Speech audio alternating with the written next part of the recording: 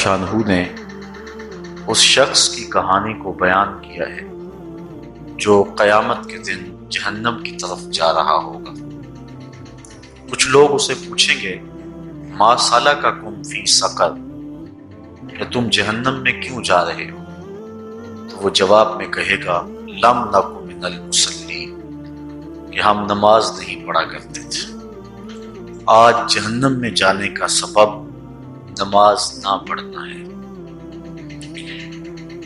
پنجگانہ نماز ہر عاقل بالغ مرد اور عورت پر فرض کی گئی ہے، اور قرآن مجید میں مختلف صیغوں سے 700 سے زائد مرتبہ اس کی تاکید ارشاد فرمائی گئی ہے۔ سینکڑوں احادیث نماز کی تاکید، فضائل، ادا کرنے کی ترغیب اور نہ پڑھنے پر ترہیب میں وارد ہیں۔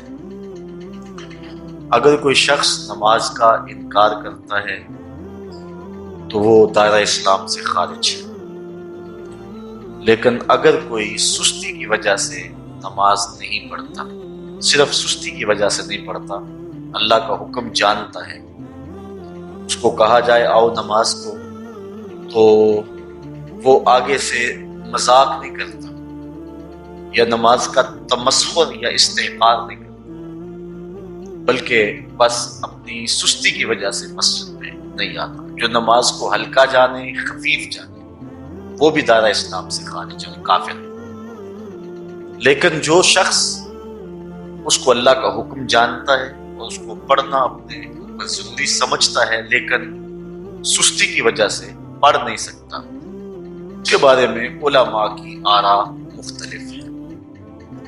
حضرت امام اسحاق اور حضرت امام احمد رضی اللہ تعالی عنہما آپ تو فرماتے ہیں کہ ایسا شخص کافر ہے اور اس کو قتل کرنا واجب ہے۔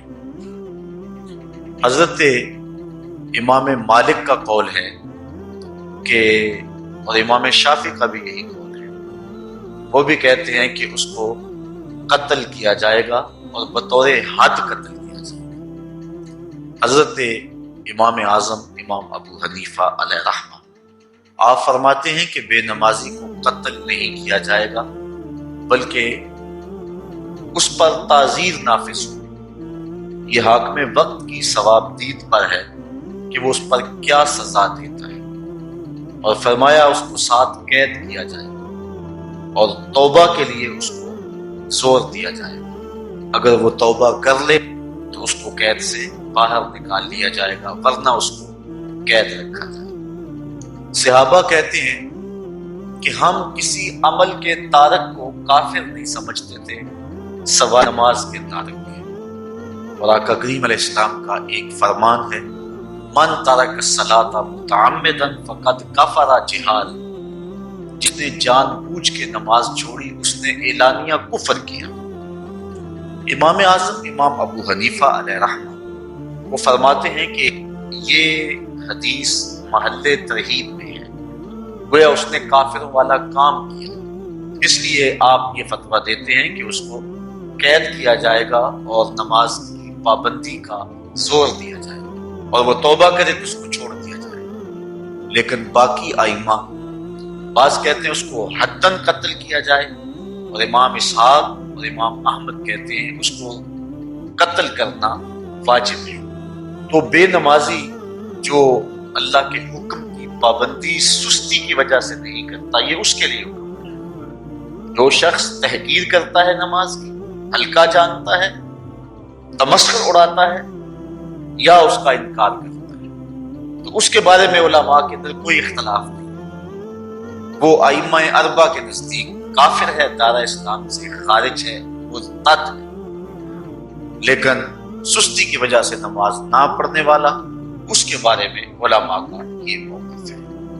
حضرت غوث اعظم الشیخ سید عبد القادر جیلانی علیہ رحمہ آپ فرماتے ہیں کہ بے نمازی کو مسلمانوں کے قبرستان میں دفن نہ کرنا۔ حضرت سلطان باہو علیہ رحمہ آپ کا قول ہے کہ بے نمازی سے خنزیر بھی پناہ مانگتا ہے۔ حضرت شیخ سعدی شیرازی فرماتے ہیں بے نمازی کو قرض نہ دو، جو اللہ کا قرضہ ادا نہیں کرتا تمہارا قرض کیسے لٹائے گا۔ اب آئیے ہم حضور علیہ السلام کے فرامین دیکھتے اس حوالے سے۔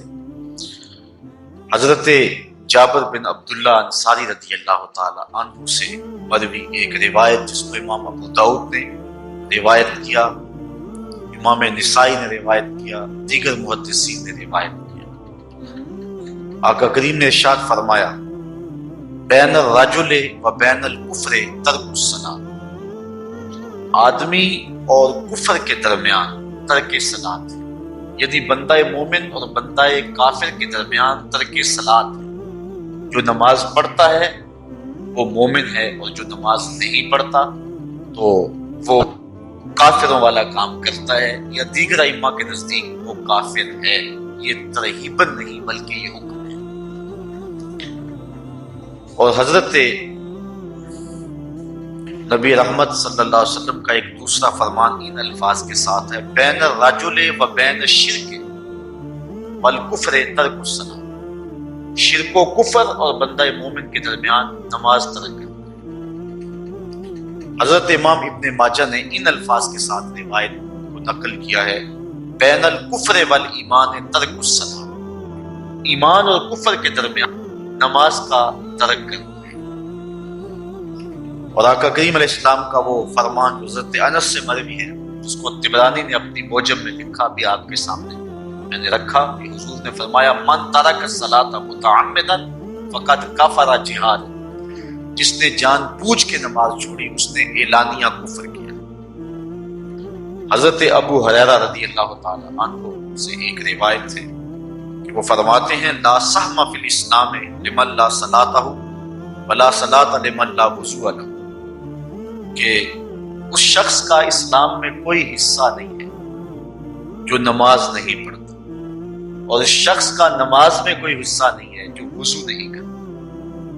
وضو کے بغیر نماز نہیں ہوتی، اور نماز کے بغیر اسلام نہیں ہوتا۔ اور اسی روایت کو بالفاظ دیگر حضرت عبداللہ ابن عمر رضی اللہ تعالی عنہ نے حضور سے یوں روایت کیا، طبرانی نے اپنی موجم میں اس کو لکھا لا ایمان لمن لا امانتہ ولا صلاۃ لمن لا طہور لہ ولا دین لمن لا صلاۃ لہ۔ حضور فرمایا کہ اس شخص کا ایمان نہیں جس میں امانت نہیں، اور اس شخص کی نماز نہیں جس کو پاکیزگی حاصل نہیں، اور اس شخص کا دین نہیں جس کو نماز نصیب نہیں۔ حضرت امام ابن ماجہ نے اس روایت کو اپنے الفاظ کے ساتھ روایت کیا ہے۔ حضرت بریدہ رضی اللہ تعالیٰ عنہ اپنے باپ سے روایت کرتے اور وہ حضور سے روایت کرتے۔ حضور علیہ السلام نے ارشاد فرمایا ان العہد الذی بیننا وبینہم الصلاۃ فمن ترکها فقد کفر، کہ ہمارے اور ان لوگوں کے درمیان جو وعدہ ہے وہ نماز کا ہے، جس نے نماز کو چھوڑ دیا اس نے کفر کیا، یعنی ہمارا اور ان کا پھر اب وعدہ باقی نہیں رہے گا۔ حضرت امام بخاری نے روایت نقل کی ہے، حضور نے ارشاد فرمایا من ترک الصلاۃ العصر فقد حبط اعمالہ، جس نے عصر کی نماز چھوڑی اللہ اس کے سارے عمل برباد کر دیتا۔ حضرت ابو ہریرہ رضی اللہ تعالی عنہ سے روایت ہے جس کو امام ابن ماجہ نے اور امام نسائی نے روایت کیا ہے، وہ حضور سے روایت کرتے ہیں، بڑی مشہور روایت ہے۔ حضور نے ارشاد فرمایا ان اول ما يحاسب به العبد بصلاته فان صلحت فقد افلح وانجح وان فسدت فقد خاب وخسر۔ فرمایا قیامت کے دن بندے سے سب سے پہلا حساب نماز کا لیا جائے، اگر اس کی نماز ٹھیک ہو گئی تو وہ فلاح پا گیا، اگر پہلا تول ٹھیک آ گیا تو وہ کامیاب ہے، وانجح اور نجات پا گیا، وان فسدت فقد خاب وخسر، اور اگر پہلا تول ہی ٹھیک نہ ہوا تو پھر وہ ذلیل و رسوا ہو گئے۔ حضرت عبادہ بن صامت رضی اللہ تعالیٰ عنہ سے ایک طویل روایت ہے، وہ کہتے ہیں کہ حضور علیہ السلام نے مجھے 7 چیزوں کا حکم دیا، مجھے وصیت کی کہ ان 7 کاموں کو کرنا ہے۔ ان کے اندر جو دوسری چیز تھی وہ حضور نے یہ ارشاد فرمائی وَلَا تَتْرُكُ الصَّلَاةَ مُتَعَمِّدِينَ وَمَنْ تَرَكَهَا مُتَعَمِّدًا فَقَدْ خَرَجَ مِنَ الْمِلَّةِ کہ جان بوجھ کے کبھی نماز نہ چھوڑے، جس نے نماز چھوڑی وہ ملت اسلامیہ سے نکل گیا۔ اور حضرت معاذ بن جبل رضی اللہ تعالی عنہ سے بھی ایک طویل روایت ہے کہ حضور نبی رحمت صلی اللہ علیہ وسلم نے ان کو 10 وصیتیں کی تھی۔ حصول برکت کے لیے یہ ساری حدیث میں آپ کے سامنے رکھ دیتا ہوں۔ کہتے ہیں اوصانی رسول اللہ صلی اللہ علیہ وسلم بعشر کلمات، حضور نے مجھے 10 باتیں ارشاد فرمائیں، حکمت سے بھری اور رحمتوں سے بھری ہوئی ایک ایک بات ہے، ان کے بول بہاروں جیسے اور اصحاب ستاروں جیسے۔ اتنا خوبصورت کلام، لہو خورشید کا ٹپکے اگر ذرے کا جگر جی۔ حضور نے 10 باتیں حضرت معاذ بن جبل رضی اللہ تعالی عنہ بطور وصیت ارشاد کی۔ کہتے ہیں کالا، حضور نے مجھے کہا، ارشاد کیا، لا تشرک باللہ شیئا وان قتلت وغرقت، اللہ کے ساتھ کسی کو شریک نہ ٹھہرا، اگرچہ تجھے قتل بھی کیا جائے اور تجھے آگ میں جلا بھی دیا جائے، کبھی بھی ساتھ شریک نہ ٹھہرا۔ دوسری بات حضور نے مجھے یہ ارشاد فرمائی وَلَا تَعْصِ وَالِدَيْكَ وَإِنْ أَمَرَاكَ أَنْ تَخْرُجَ مِنْ أَهْلِكَ وَمَالِكَ، کہ اپنے والدین کی کبھی نافرمانی نہ کرو، اگرچہ تجھے حکم دیں کہ اپنے مال کو اور اپنے بچوں کو لے کے گھر سے نکل جا، تو کہا یہ کر لینا، نکل جانا، لیکن والدین کی نافرمانی نہ کرو۔ تیسری بات حضور نے ارشاد فرمائی وَلَا تَتْرُكَنَّ صَلَاةً مَكْتُوبًا مُتَعَمِّدًا فَإِنَّ مَنْ تَرَكَ صَلَاةً مَكْتُوبَةً مُتَعَمِّدًا فَقَدْ بَرِئَتْ مِنْهُ ذِمَّةُ اللَّهِ۔ فرمایا اے معاذ بن جبل، فرض نماز جان بوجھ کر کبھی بھی نہ چھوڑ، زندگی میں کبھی نہ ہو کہ تجھ سے فرض نماز چھوٹے، اس لیے کہ جس نے فرض نماز جان بوجھ کے چھوڑ دی، اللہ اور اس کے رسول نے اس سے اپنا ذمہ اٹھا لیا، اب وہ جدھر مرضی جائے، اللہ نے جو ذمہ لیا ہوا ہے مومن کا، اللہ اٹھا لیا۔ چوتھی چیز حضور نے جو ارشاد فرمائی وَلَا تَشْرِبَنَّ خَمْرًا فَإِنَّهُ رَأْسُ كُلِّ فَاحِشَةٍ، اے معاذ بن جبل، زندگی میں کبھی بھی شراب نہ پینا، ہر بے حیائی کی جڑ ہے اور بنیاد ہے شراب۔ پانچویں چیز کہتے ہیں حضور نے جو مجھے ارشاد فرمائی وہ یہ تھی وَإِيَّاكَ وَالْمَعْصِيَةَ فَإِنَّ بِالْمَعْصِيَةِ حَلَّ سَخَطُ اللَّهِ، کہا کبھی اللہ کی نافرمانی نہ کرنا، اللہ کی نافرمانی سے اللہ کی ناراضگی مول لینے والی بات ہے، اللہ تعالیٰ کی معصیت سے اس کی ناراضگی جائز ہو جاتی ہے، حلال ہو جاتی ہے۔ اور چھٹی چیز کہتے ہیں حضور نے وہ ارشاد فرمائی وَإِيَّاكَ وَالْفِرَارَ مِنَ الزَّحْفِ وَإِنْ هَلَكَ النَّاسُ، کہا جب محاذ پہ ڈٹا ہونا تو کبھی پیٹھ نہ پھیرنا، اگرچہ لاشیں جو ہیں وہ گر رہی ہوں اور لوگ ہلاک ہو رہے ہوں، سارے لشکر کے ہلاک ہو جانے کا ڈر بھی ہو، لیکن کہا معاذ بن جبل میں تمہیں وصیت کرتا ہوں کبھی پیٹھ پھیر کے بھاگنا نہیں ہے۔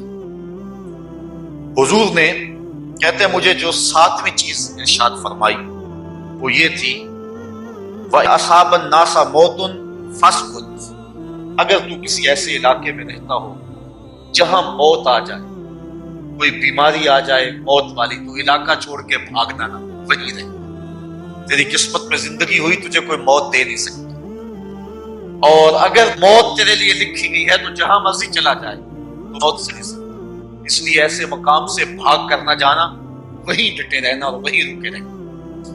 8ویں چیز کہتے ہیں حضور نے مجھے ارشاد فرمائی وَأَنفِقْ عَلَىٰ أَهْلِكَ مِنْ طَوْلِكَ، کہا اللہ نے تجھے جو وسعت دی ہے، تجھے جو مال دیا ہے، اس کو اپنی اولاد پر کھل کے خرچ کرنا، اپنی اولاد سے بخل نہ کرنا، اولاد کے معاملے کے اندر جہاں ان کی ضرورت ہو اس کو کھل کے پورا کرنا ہے۔ اور حضور نے 9ویں بات جو ارشاد فرمائی وہ یہ تھی وَلَا تَرْفَعْ عَنْهُمْ عَصَاكَ أَدَبًا، اپنی اولاد کو ادب سکھانے کے لیے ڈنڈا نہ چھوڑنا، عصا ہمیشہ لٹکا کے رکھنا، کوڑا باندھ کے رکھنا، اور 10ویں چیز کہتے ہیں حضور نے جو مجھے ارشاد فرمائی، وَأَخْفِهِمْ فِي اللَّهِ، اپنی اولاد کے دل میں اللہ کا خوف ڈالتے رہنا، اللہ کا ڈر پیدا کرنا اپنی اولاد کے اندر۔ انہیں اپنی اولاد کو یونیورسٹی اور کالجوں تک پہنچایا، بیرون ملک سے بھی تعلیم دلوائی، لیکن اللہ کا خوف نہ سکھایا۔ اللہ کا خوف سکھانا اپنی اولاد، ایسے لوگوں کی صحبت میں بٹھانا جن کی صحبت میں بیٹھ کر اللہ کا خوف پیدا ہو جائے، ان کو ایسی کتابیں لا کے دینا کہ جن سے خشیت الہی ان کے سینے میں پیدا ہو۔ اگر تو نے سب کچھ دے دیا، عالی نسب بنگلے دے دی اپنی اولاد کو، تو نے جو ہے وہ بہت اچھی تعلیم دلوا دی اپنی اولاد کو، دنیاوی سوسائٹی کے اندر ان کا وقار بہت بلند ہو گیا، تو نے سب کچھ دے دیا اپنی اولاد کو، اللہ کا خوف نہیں دیا تو کچھ بھی نہیں دیا۔ حضور نے جو 10ویں وصیت حضرت معاذ بن جبل کو کی وہ یہ ہے کہ انہیں اللہ سے ڈراتے رہنا، اللہ تعالیٰ کا خوف، ان کی خشیت ان کے سینے میں پیدا کرنا۔ اللہ اکبر۔ حضور کا ایک اور فرمان سنیے، حضور نے فرمایا کہ جو شخص نماز چھوڑتا ہے، ایک طویل حدیث ہے جس کا یہ حصہ ہے، وَكَانَ يَوْمَ الْقِيَامَةِ مَعَ قَارُونَ وَفِرْعَوْنَ وَحَامَانَ وَأُبَيِّ بْنِ خَلَف، جو نماز ترک کرتا ہے قیامت کے دن قارون کے ساتھ، فرعون کے ساتھ، حامان کے ساتھ اور ابی ابن خلف کے ساتھ کھڑا کر دیا جائے۔ جس صف میں اللہ کے دشمن کھڑے ہوئے ہوں گے، بے نوازی کو بھی اس صف میں کھڑا کر دیا جائے گا۔ کتنی رسوائی، کتنی ذلت۔ کوئی بندہ یہ گوارا کرتا ہے کہ مجھے اس صف میں کھڑا کر دیا جائے جس پہ دشمنان خدا کھڑے، دشمنان رسول کھڑے، میری کوئی بہن، میری کوئی بیٹی کیا یہ گوارا کر سکتی ہے کہ اس کو حضور پہ کانٹے پھینکنے والی ام جمیل کے ساتھ کھڑا کر دیا جائے، اس کو حضور کو اذیت دینے والی عورتوں کے ساتھ کھڑا کر دیا جائے؟ نہ میری کوئی بہن اور نہ کوئی میری ماں اس بات کو گوارا کرتی۔ تو جب ہم یہ گوارا نہیں کرتے تو پھر ہمیں عزم کرنا چاہیے کہ آج کے بعد نماز نہیں چھوڑنی۔ میں نے کسی جگہ پہ یہ بات بیان کی اور ساری گفتگو اسی عنوان سے ہوئی، کچھ ماحول ایسا بنا ہوا تھا، تو مجھے بعد میں صابر نامی وہاں کے ساتھی نے فون کیا 2 یا 3 دن کے بعد، کہنے لگا کہ ہماری بستی میں ایک شخص بھی بے نمازی نہیں رہا ہے۔ اس حدیث کا زور اتنا ہے، اس حدیث کا وزن اتنا ہے۔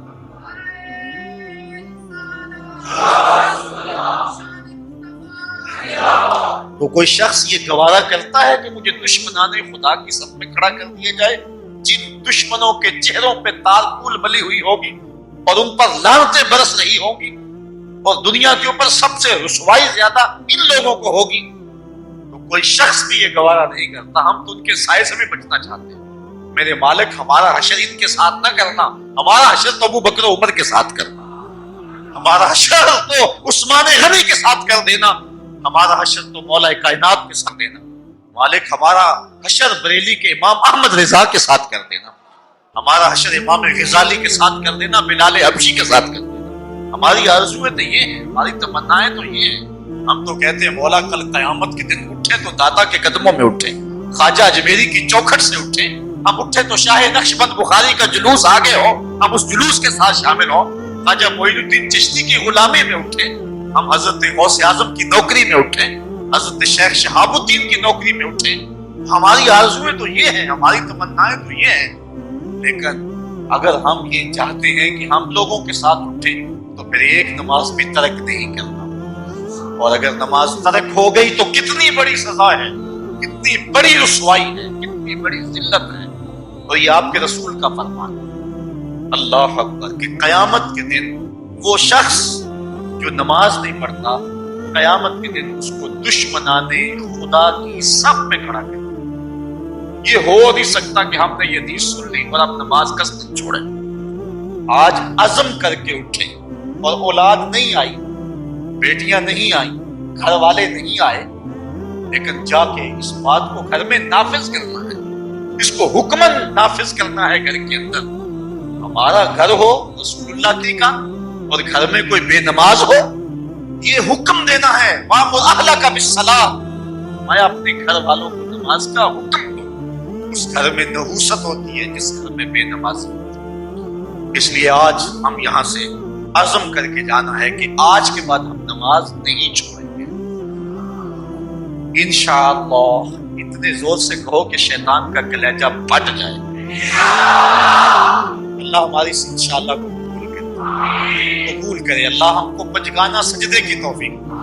کتنا بد نصیب ہے شخص کہ جس کی پیشانی اس کے حضور جھکتی نہیں، سارا دن کبھی کسی کو سیلوٹ کرتا ہے، کبھی کسی کو سیلوٹ کرتا ہے، کہتا ہے میرے اس سے بھی تعلق ہونے چاہیے، اس سے بھی واسطہ ہونا چاہیے، اس سے بھی رابطہ ہونا چاہیے، کبھی دنیا میں کام پڑ جاتا ہے، اس سے بھی تعلق رہنا چاہیے میرا۔ کہاں کہاں صبح سے لے کر شام تک سلوٹ مارتا ہے، ایک اللہ کے حضور نہیں جھکا جاتا۔ اقبال علیہ رحمہ کہتے ہیں ایک سجدہ جسے تو گراں سمجھتا ہے، ہزار سجدے سے آدمی کو دیتا ہے بچا۔ آؤ اللہ کے حضور بندگی کا سر چکا ہے۔ تو یہ کتنی عبرتناک ہے اور کس قدر جو ہے وہ فکر انگیز حدیث ہے۔ وَقَانَ يَوْمَ الْقِيَامَةِ مَعَ قَارُونَ وَفِرْعَوْنَ وَهَامَانَ وَأُبَيِّ بْنِ أَبِي خَلْف۔ وہ شخص بد نصیب لوگوں کے ساتھ کھڑا ہوگا جس کو نماز کی توفیق نہیں۔ آپ نے حدیث علماء سے بارہا سنی، حدیث طویل ہے۔ آقا کریم معراج کی رات گئے تو وہاں مختلف لوگوں کو مختلف عذابوں میں مبتلا دیکھا۔ کسی کی انتڑیاں کٹ کٹ کے گر رہی تھی، کسی کا منہ چیرا جا رہا تھا، کسی کی زبان لوہے کی کینچیوں سے کاٹی جا رہی تھی، کسی پر کھولتا ہوا پانی ڈالا جا رہا تھا، کوئی جو ہے وہ سرانڈ والا گوشت کھا رہا تھا، کسی کے لوہے کی میخیں ٹھونکی جا رہی تھی۔ لیکن ایک قوم کو حضور نے دیکھا، ایک بھاری پتھر سے ان کا سر کچلا جاتا اور پتھر کے واپس آنے تک دوبارہ صحیح ہو جاتا ہے، پھر کچلا جاتا ہے۔ حضرت جبریل امین حضور نے فرمایا کہ یہ کون لوگ ہیں؟ یا جبریلو من ہاؤلائے، یہ لوگ کون ہیں ان کے سر پتھر کچلے جائیں؟ قال ہاؤلائے الذین تثاقلت رؤوسہم عن الصلاۃ المکتوبہ، کہا یہ وہ بد نصیب لوگ ہیں کہ فرض نمازوں سے جن کے سر بوجھل رہتے تھے، نماز پنجگانہ فرض بھی نہیں پڑھا کرتے تھے، یہ وہ بد نصیب ہیں، آج ان کے سر ٹوٹے جا رہے ہیں۔ یہ تھوڑی سی زندگی ہے، تھوڑی سی زندگی، 60-70 سال بڑی زندگی ہو وہ مگر نصیب ہو جائے، پتہ نہیں ہے کہ کل ہمارا آنے والا کہاں ہے۔ کتنا غافل اور بد نصیب ہے وہ شخص جس کو سجدہ نصیب۔ سجدہ تو بندگی کا نام ہے، زندگی آمد برائے بندگی، زندگی بے بندگی شرمندگی۔ بندہ تو ہے ہی بندگی میں۔ کسی شخص نے راستے میں جاتے جاتے چائے کی پیالی پلا دی ہو نا بازار میں، ہم جب بھی اس گلی سے گزرتے ہیں اس کو سلوٹ کر کے جاتے ہیں، السلام علیکم، یار اس سے بڑے سلام لیتے ہو، یہ بڑا محبت والا، بڑے اخلاق والا۔ یار جس نے چائے کی پیالی پلا دی ایک مرتبہ، اس کو تو جاتے آتے سلام کر کے جاتے ہو۔ جس رب نے زندگی بخشی ہے، جس رب نے جو ہے وہ ساری بہاریں عطا کی ہیں، اس کے حضور میں جھکا جاتا ہے۔ کتنا متکبر شخص ہے جو اللہ کے حضور میں جھکتا ہے۔ اللہ اکبر۔ کہا یہ وہ بد نصیب لوگ ہیں فرض نمازوں سے جن کے سر بوجھل رہا کرتے تھے۔ اللہ اکبر۔ حضور نبی رحمت صلی اللہ علیہ وآلہ وسلم نے ارشاد فرمایا، نماز چھوڑنا تو خیر بہت بری بات ہے، جو شخص نماز پڑھتے ہیں لیکن جماعت سے نہیں پڑھتے۔ فرمایا میرا جی چاہتا ہے کہ اپنی جگہ کسی اور کو کھڑا کروں اور جوانوں کا ایک گروہ ساتھ، اور جو لوگ مسجد میں نماز پڑھنے نہیں آتے ان کے گھروں کو آگ لگا دوں۔ رحمت للعالمین آقا فرما رہے ہیں کہ ان کے گھروں کو آگ لگا دوں۔ کتنا غصہ ہے ان لوگوں پر کہ جو مسجد میں آ کر نماز نہیں پڑھتے، اور جو پڑھتے ہی نہیں، اس دور میں تو کوئی تھا ہی نہیں مومن روز نماز نہ پڑھتا ہو۔ اللہ اکبر۔ تو مومن نماز ہی پڑھتے تھے، تو اگر کسی سے گھر میں نماز پڑھی گئی تو فرمایا میرا جی چاہتا ہے۔ آج نماز تو نماز نہیں، ہم کو تو جمعہ بھی نصیب نہیں ہے۔ کتنے لوگ ہیں کہ جو پابندی کے ساتھ نماز جمعہ بھی نہیں پڑھتے۔ حضور کا ایک فرمان سنیے، آقا کریم نے ارشاد فرمایا من ترک الجمعۃ ثلاث جمع متوالیات فقط نبذ الاسلام وراء ظہرہ، جس نے بغیر کسی عذر کے 3 جمعے چھوڑ دیے اس نے اسلام کو اپنی پشت کے پیچھے ڈالا، اس نے پرواہ ہی نہیں کیا اسلام۔ اور ایک حدیث کے لفظ ہیں من ترک 3 جمعات من غیر عذر کتب من المنافق، جس نے بغیر کسی عذر کے 3 جمعے چھوڑ دیے اس کا نام منافقوں کی فہرست میں لکھ دیا جاتا ہے۔ اور ایک حدیث کے لفظ اس حوالے سے ہے، من ترک ثلاث جمع تہاونا بها طبع اللہ علی قلبہ، جس نے سستی کی وجہ سے 3 جمعے چھوڑ دیے تو اس کے دل پر اللہ غفلت کی مہر لگا دے۔ یہ وہ بد نصیب شخص ہے کہ جو نماز جمعہ چھوڑتا ہے۔ حضرت ابن حجر نے الزواجر کے اندر ایک روایت لکھی ہے، فرماتے ہیں جو شخص نماز ترک کرتا ہے اس کو بہت ساری رسوائیاں ہیں۔ وقت اتنا طویل نہیں ہے کہ ایک ایک چیز کو تفصیل سے بیان کروں۔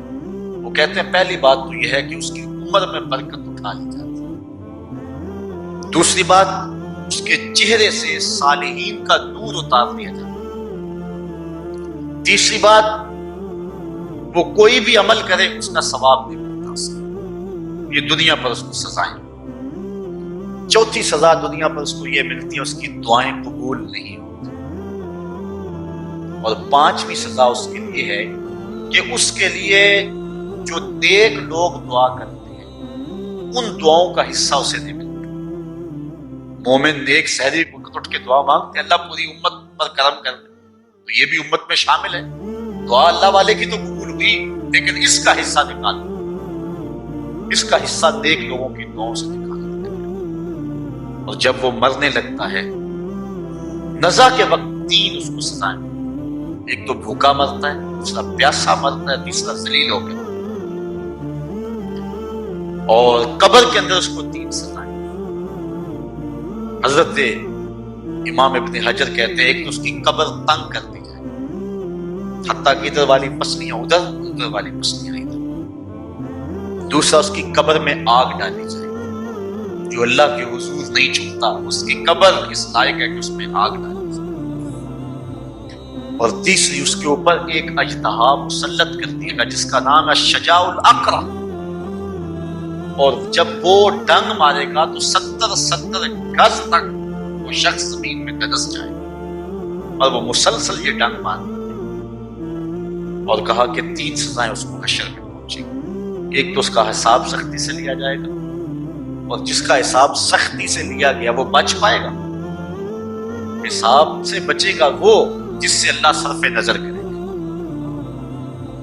اللہ اکبر۔